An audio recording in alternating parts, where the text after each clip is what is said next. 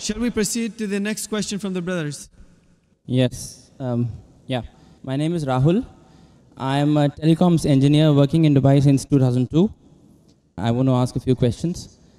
Coming from my background, I think religion is something that following that, you're saved from making, having problems in your life. Yeah. My first question is, I recently read a report by a doctor saying that because of marriages in first cousins in Islam, it leads to a higher probability of the fetuses being born as handicaps. Yeah, it increases the probability of the babies born without hands or without legs. So if it was something that could potentially cause harm, it should not have been allowed in Islam. Another point I would like to add to the same question is, recently I suffered a little bit of a BP. And I went to the doctor, and the first thing he said to me is that stop eating red meat, which is again allowed in Islam. So I would think that if these things could be harmful to the human body, these should not have been allowed by who has created us. So if you can clarify me on that. The brothers asked two questions. The first question that is talking about consanguineous marriages. Consanguineous marriages means marriage between close relatives. In English, it's called as consanguineous marriages. And in consanguineous marriages, medical science tells us today, there are high chances of genetic problems. And I do agree with the brother. Yes. So why does Islam permit that? Yes. It's clearly mentioned in the Quran in Surah Nisa, chapter number 4, verse number 22 to 24, the woman who you can marry and the woman who cannot marry is mentioned there. Amongst them, it's clearly mentioned you cannot marry your sister and a lady cannot marry the brother. It's mentioned. Neither the father, neither the mother. You cannot marry the brother of your father, the ladies, and you cannot marry the sister of your father. That means the important close relatives are mentioned in the Quran. Brother, sister cannot marry, son and mother, father and daughter, paternal uncle, maternal uncle can't marry. But as far as first cousins are concerned, Islam does give permission. Now, as far as consanguineous marriages are concerned, the maximum problem comes when you marry your direct blood brother and sister. Consanguineous marriage. Even if you marry your direct father, daughter, mother and son, or your uncle, the chances are also there if you marry your first cousin, but it's negligible, very negligible. So no, Islam... That's not what the report said. The report said that because of marriages in first cousins, not your brothers and sisters, it leads to this problem. And it was from a doctor. It was published in Gulf News as well, actually. Brother, let me complete. Even I am a doctor. Ah, okay. Fine. Even I am a medical doctor. Yeah. It means medical doctor with that doctor. Yeah. The chances in direct relatives are very high. Yeah. If a sister and brother marry, the chances are very high. Yeah. If a father and daughter are very high. You have read only one report, you haven't read the other report. Yeah. So you only read Gulf News, I read medical books. So Gulf News is better or medical books is, brother? Right, so your point is marrying in first cousins, the chances of getting problem is negligible. As compared to brother and sister. As compared to. But still there is a... Brother, will you let me complete my answer? Or? Sorry, yeah, please. So you have more faith in Gulf News? No, not really. I'm here to find the truth. That's right. So what you realize that consanguineous marriage, and I agreed with you. I didn't say it's not there. Yeah. So I'm not trying to beat around the bush.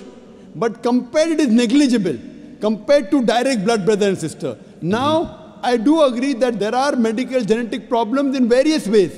But this report is there when you have continuously generation after generation. According to Dr. Ahmad Sakari says, the Prophet said, do not marry first cousins generation after generation. If you do it once or twice, it is no problem. Yet, even if you marry not cousins also, you can get a problem. Do you know that? So that doesn't mean that you stop marriage only. Right. So there is a hadith which says that do not do it generation after generation. Yes, but otherwise generally there's no problem. Right. Fine. Okay. So coming to your second question. Yeah. You went to a doctor and you said you had high BP. Yes. Doctor said you have red meat. Yes. So why does Islam allow red meat? Yes. You know, my friend went to a doctor and doctor said you have diabetes. Don't have sugar. Brother, why do you have sugar? Right. Why? Don't have sugar. My friend went to a doctor, doctor said you have diabetes, don't have sugar. Brother, do you have sugar? Yes, of course. Why you have sugar? Stop having sugar. Yeah, but we can live on vegetables, easily possible. Can you live without having sugar? Can you live without having sugar? Even vegetarians have sugar, brother. Yeah. Are you educated? Yeah. Yeah. MashaAllah. The problem is that person had a problem with his pancreas. Yeah. In the pancreas, there are islets of Langerhans which break down the sugar.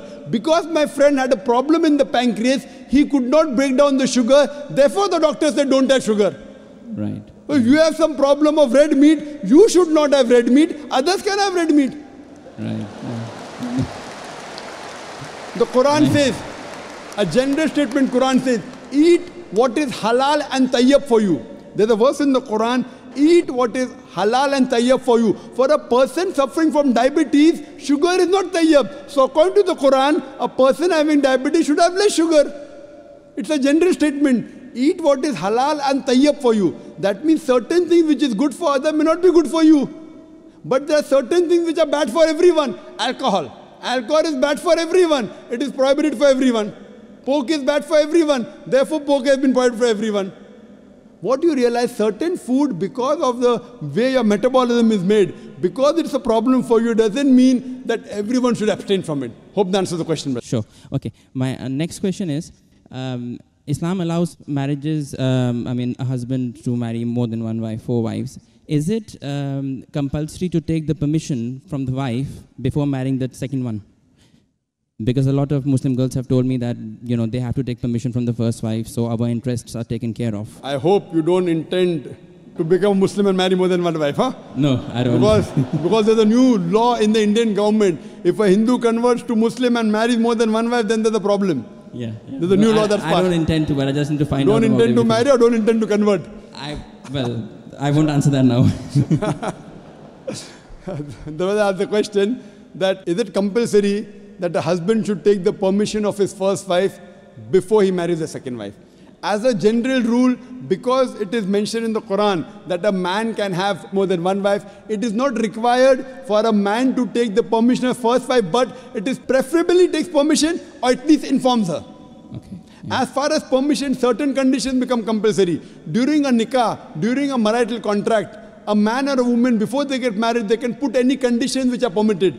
If the woman puts a condition in the nikah nama that my husband will not take a second wife as long as I live, because marrying more than one wife is optional. So if she puts the condition, then it becomes compulsory for the husband to take the permission of the wife, otherwise he cannot marry.